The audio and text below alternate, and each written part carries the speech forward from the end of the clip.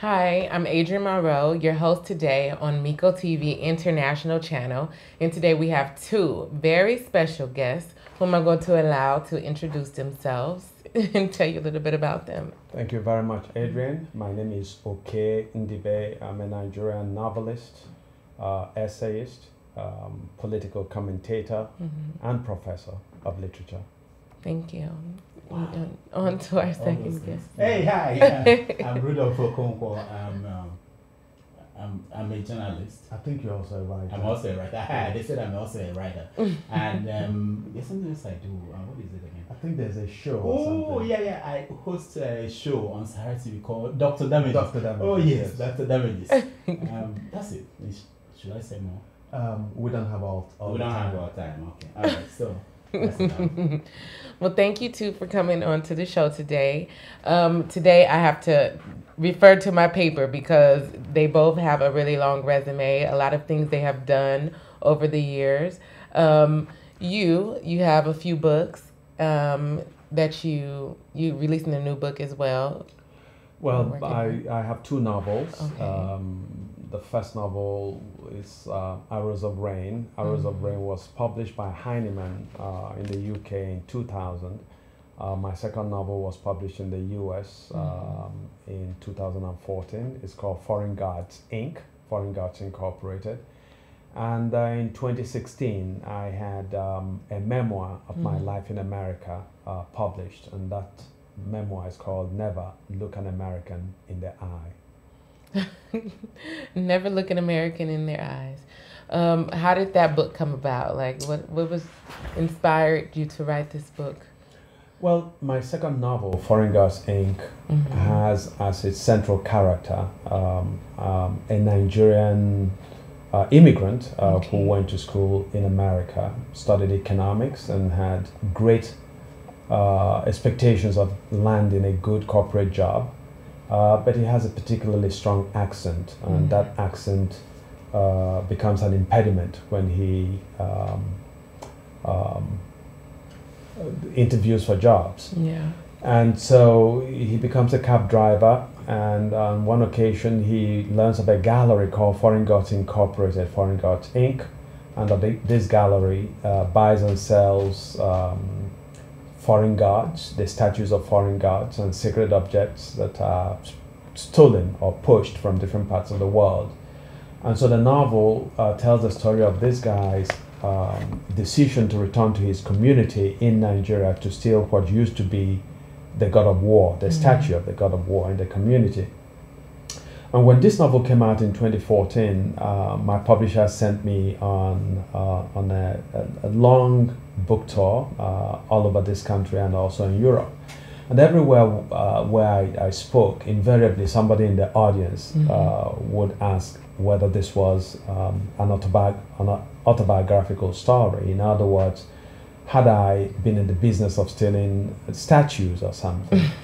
And so I always had to tell them no, but that I've had a very interesting life as an immigrant in America. So I felt that my next book, organically having written this novel, would be my own immigrant story in America.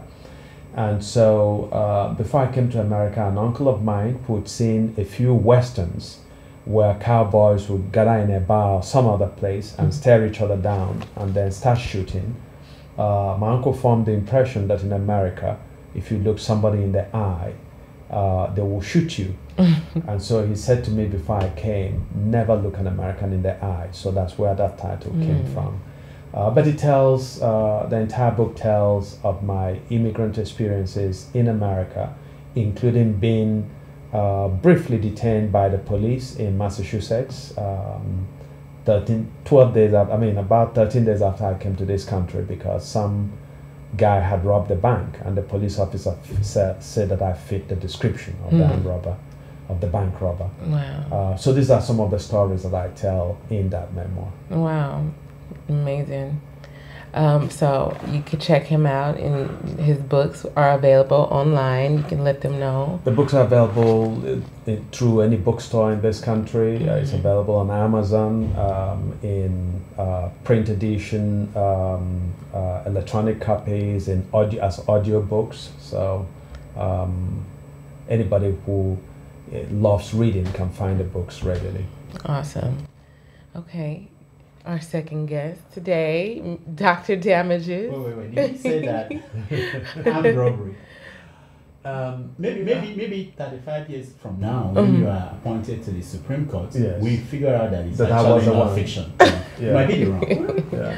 Actually, it's interesting you should say that, because that's what my daughter said to me when I was writing this book. The person who robbed the bank was never caught.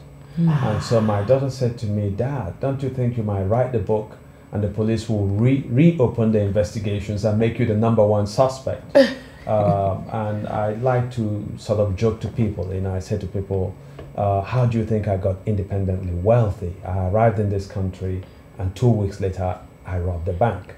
So you're hearing it here first. I'm confessing to Dr. Yes. So when he becomes president, you're going to name me to the Supreme Court, and right? the investigation, somebody will come out and then... And we're going to dismiss that speculation. We'll see what the students will say then. Yes. All right, so what do you want to know about me? I want to know how you got started with doing your TV show and kind of combining politics with comedy to make people aware of serious issues that's happening. Oh, okay. Well, I've been a journalist for a long time, since 1991. So I was writing a column. That's not a long time. That's a long time. For most kids who were not born then. And I was writing columns for several newspapers and online. After 20 years of writing columns, I began to see that more people are moving towards videos, watching videos than reading. And I had interest in political satire. Sometimes some of my columns are more like political satire. So I thought about having a show, like a late night show, the way they have it in America. And that was how we started Dr. Damages show. Amazing.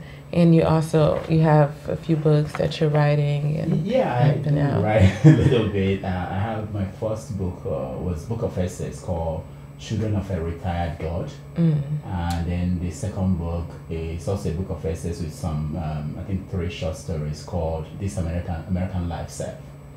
So, and I have a big book coming out. It's about Trump. So we're taking it a notch up. So we'll see what happens. Okay. Yeah. And he is a very funny writer. Oh, yeah. We try. That's myself and the spirits. Come together. Yeah.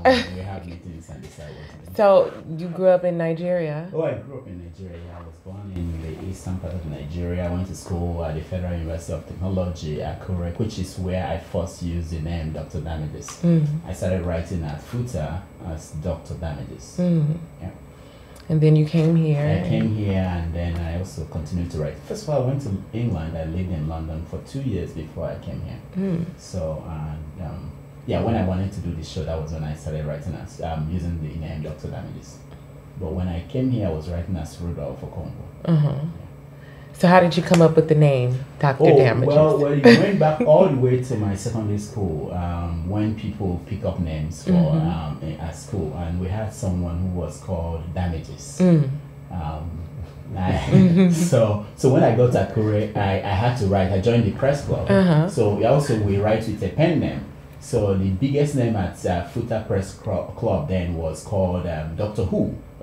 So when it was time for me to pick a name, I thought about what name should I use. I wanted something like Doctor Who was big. So I said, okay, Doctor, I'll pick Doctor. And then I remembered in my secondary school, the biggest guy there was called Damages. So I put them together, Dr. Damages. Okay, so you hear it here. In between, Dr. Njakiri Damages. You get it here, how he got his name, Dr. Damages. Thank you for that story. Also, so you came here from Nigeria too. You grew up in Nigeria and you went to school and started writing there? Well, I went to school in Nigeria. I actually started my journalism career my last year in high school. I was always an avid reader of newspapers. And so one day it got into my head to write a political opinion, which I sent to the big newspaper in my home state then. The paper was called Daily Star. And so one day my father called me and said, "Did you send an article to the Daily Star?" And I was going to deny it because I imagined that what had happened was that the newspaper reached out to my father and said, "Tell your son not to send nonsense to us." And because when we grew up, we were, we received corporal punishment both at home and in school. And so I was going to deny it. But then my father said, because there is a piece in today's newspaper, Daily Star, that has your name. At which point I said, yes, I sent them something.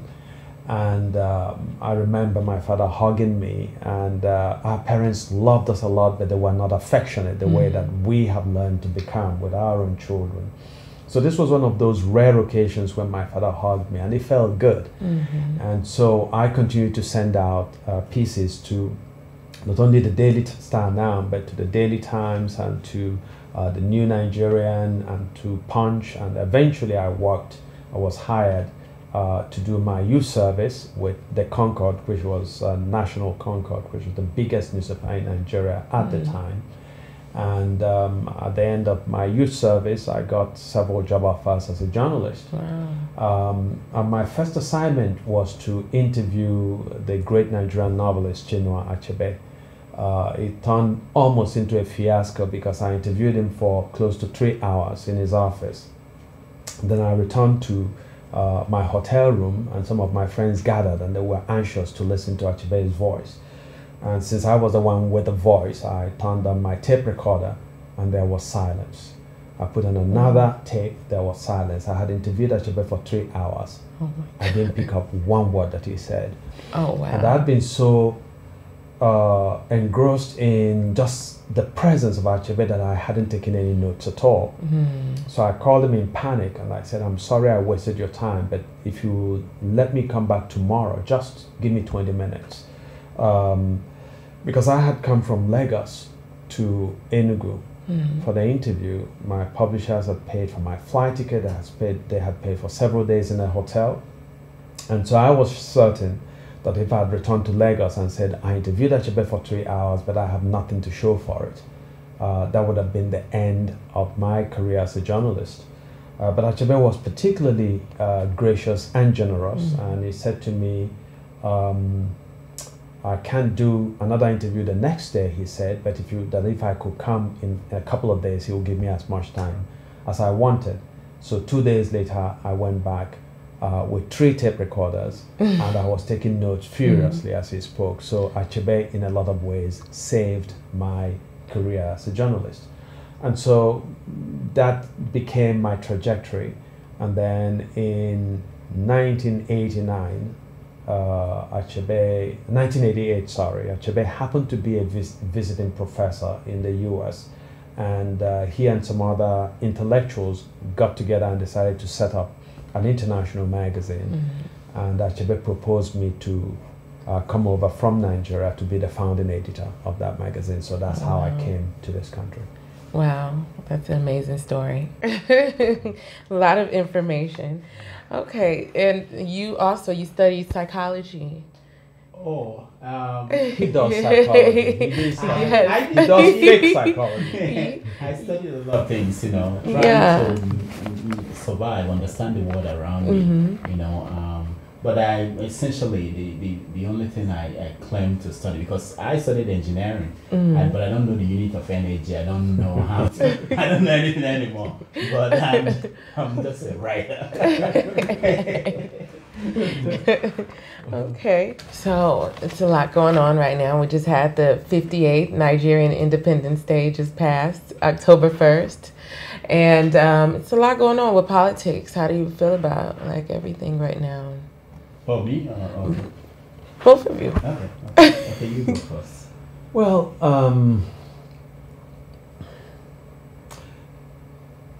the great Nigerian writer, the Nobel Prize winner, Wole Soyinka, has famously stated that there is no nation yet in the space called Nigeria. It's simply a space. Chinua Achebe also said in one of his essays that Nigeria is a country that has managed the feat of snatching defeat from the jaws of victory. I have said in numerous columns that Nigeria is a country conceived in hope but nurtured into hopelessness, especially by its political leaders. I think that the problems in Nigeria have become perennial because of just the sheer longevity of their gestation. You know, these problems have been there for a long time. But I think that there is a lot of energy in Nigeria, that there is a lot of imagination, there is a lot of wisdom even. Yeah. But sadly, the tragedy of Nigeria is that it's a country that is constantly governed by its least enlightened elements. And somehow we have found ourselves in this absurd situation of insisting that it's our least enlightened, least visionary people who should run affairs. I think that there is a great opportunity for Nigeria this very electoral cycle that is coming up next year. There are a lot of exciting, visionary, relatively young political leaders who are coming on the scene and who understand the world in a way that those who have wrecked and ruined Nigeria for decades don't understand the country. Unfortunately, they don't have the resources, the deep pockets that it takes to mobilize people the way that these other elements who have stolen a lot of the country's resources are able to do. So my hope is that we would recognize that this is an emergency situation. My hope is that Nigerians would think outside of this profane box that contains the PDP and the APC as the two major political parties, and would look outward and choose a different kind of political leader or set of leaders to run the affairs of the country. But I also think that a lot of the young talent, a lot of the visionary and enterprising talent who are running for political office ought to band together and form a coalition to sort of achieve a synergy, you know, that we need to rescue our country. I'm sick and tired of Nigerian political leaders, whether they are governors or the president, who would tout as their achievement that they're able to build roads or pay salaries and so on. That's really the kind of absurdity that we'll reduce ourselves to in our country.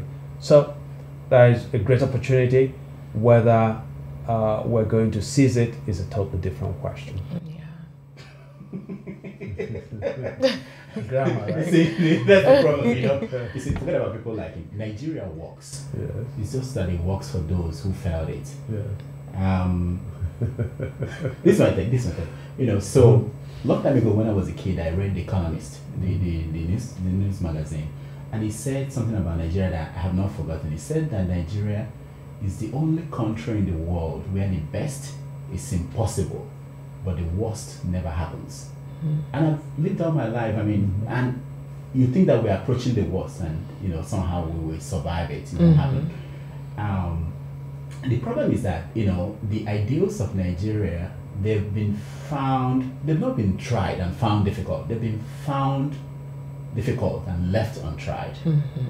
But I think it's going to be, in this election coming up, we're going to try, because it's shaping up to look as if the options facing the people of Nigeria is what one columnist, this is how they describe it, that we have to choose between an idiot surrounded by fools and a fool surrounded by idiots. So idiots. So we have to choose. That's the option, and we are going to make it in February. We choose. You know? Yeah, I see a lot of the politicians. They're playing pretty dirty right now. That's one subject that worries the heck out of me. That there is nothing so absurd that you will not find Nigerians believe in it. So somebody has cancer, they will tell you that it's some witch or wizard that put cancer in the person. Accidents happen because our roads are bad, but our people believe that there are some spirits that have laid ambush on those roads and causing the accidents. And because we believe these things, we are no longer holding our politicians to account for the resources that are at their disposal And I'm sure you're going to again send me to school. Yeah. Because all you're saying, they don't resist Absolutely reality. You know, yes, yes. you have to believe. Yeah. Pastor Ndebe of Redeemed Christian Church drove from Ore to Lagos On in an empty- empty tank in the car. Yes. No gas, nothing, no fuel. I tried to He do it drove- one day. Yeah, and I didn't because go you don't far. have faith. Your faith is very small. It was like smaller than mustard seed. But he did it. This is a professor of mathematics before he became a pastor. So who are you? Did you study science? You know science? No. Exactly. Yeah. Because God works in mysterious ways. Yes. Do you have any advice for like the youth of Nigeria right now with everything that's going on and you know, from your generation to looking now where we are and where they are? Because I think a lot of people are probably losing hope in their country. The youths. Are you talking about Atiku? Because Atiku said, and Jerigana, they all said they're youths. They're I don't youths, know yeah. the youths you're talking Yeah, about. that's growing up and to go and vote and, you know, study politics, go to school, get educated, you know, Yeah. and get involved as well. Well, the youth in Nigeria, as you just joked, the politicians who are in their 70s who think they are youth. But I would also suggest, and I make a point of speaking a lot to Nigerian students, Nigerian young graduates, and so on, that the debate ultimately is about their future, and they can't be indifferent to the political debate. And sadly, it is some of these youth who are used by politicians to rig elections, to become gang members, to pursue the opponents of opposing politicians and so on, and all of this for peanuts. And so my hope is that our young men and women would recognize two things. One is that it doesn't pay them to lend themselves to agents for the destruction of their own future. The other thing is that it is up to them to seize that future. You know, you see elsewhere in the world, young people rising up and doing incredible things, and Nigerian youth are doing incredible things. As writers, some of the most exciting writers are young Nigerian men and women who, despite all the grave odds, are producing books that are finding audiences around the world. Filmmakers, musicians, and people who are, founding companies in Nigeria. So there's a lot of energy there. But somehow, when it comes to the political space, they end up going the default route of handing things over to 70-something-year-old men and women who think that they are young. And so I hope that there'll be a radical rethink on the part of young people, and that they will sort of do for themselves what young people did in this country when they seized the platform and they elected Obama as president. Yeah, come together. It's very sad. Sometimes the situation that they are living through is something very, very difficult. But that's not an excuse why they cannot decide that we want to make a change. And I think there are some young people who are running for office. I think they should go and explore them and support them. That's what I think. I know that you have a book coming out on the Trump. Yes. What is it about? Like, what did you touch on? The book is a series of letters that Trump wrote to very important people around the world. Yeah. So I happened to have contact with some Russians, and they sent the letters to me. I just basically I'm trying to get into the war to see. Yeah. I didn't write it. The Trump that tweets, the Trump you see speaking at political events, they're very different from the one that writes when he writes letters. Amazing. You should buy the book. That's because I think he has you as a speech Yeah, writer. no. The Russian sent it to me. Amazing. Yeah. But it gives you an in-depth, because when he's tweeting it's just small characters, number. But this one, he had the time when, the wife sleeps in the other room. So he had the time And Fox News, after 12, they keep repeating and he doesn't want to watch again and again. So he has the time to think and think things through. You know, amazing. Yeah. He wrote Queen Elizabeth, he wrote Nelson Mandela, he wrote Allah, he wrote God, he wrote everybody. You know, amazing. Yeah. And where could we get this book? It should be everywhere books are sold. Got it. Amazon, that's the easiest way to get it. Okay, Yeah. you heard it here Do you have first. a title yet? Yeah, Secret Letters of Donald Trump. Secret Letters of Donald Trump. Yeah, no, That's going to be a winner. it's amazing, you know. I can't wait. I'm interested in reading it. And you had one of the top 48 books on the book charts, right? Well, my novel, Foreign Gods Inc., my second novel, was chosen by several American newspapers, including a major book reviewer at the New York Times as one of the top 10 books of 2014. So that's Foreign Gods Inc. And I was very fortunate that a website called bookriot.com chose my first novel as one of the must-read 100 debut novels of the last 50 years. So I've been very fortunate in the reception to my books. Wow, super incredible. Both of you have really amazing stories. I'm honored to be here talking to both of you and getting so much knowledge. You know, what really keeps you motivated and going in politics and being a novelist and everything that you do? What's your backbone? Well, in politics, it's the search for a better world. You know, really, I think that if you're enlightened at all, you should have a sense of history and a sense of your indebtedness to those who came before you and who prepared the world that we all inhabit, and that you want in your very humble way, your very modest way, to create a world that is slightly better than the one that you found. So that's what informs my political writing activism.